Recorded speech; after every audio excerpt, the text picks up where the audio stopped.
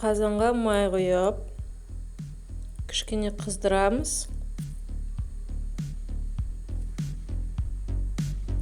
Етті поджарка жасаймыз. Қосаймыз. Туралған сәбізді, пиязды салып қуырып жібереміз.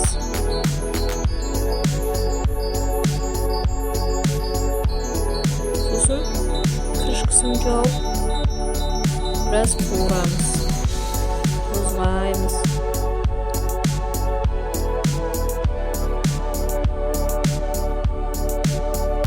Су құямыз, тұз себеміз, дәмін келтіріп,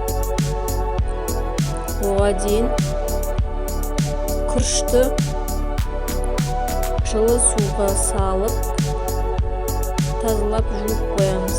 Оған дейін мына жақта қайнап жатады. Піскеннен кейін күрішті салып, бұқтырып пісіреміз палауымызды. Бетіне күріш салып, бетін бастырып, крышкасын жауып пісіреміз. Тағы жарты сағатқа. Міне палауымыз дайын. Ас болсын барлығыңызға.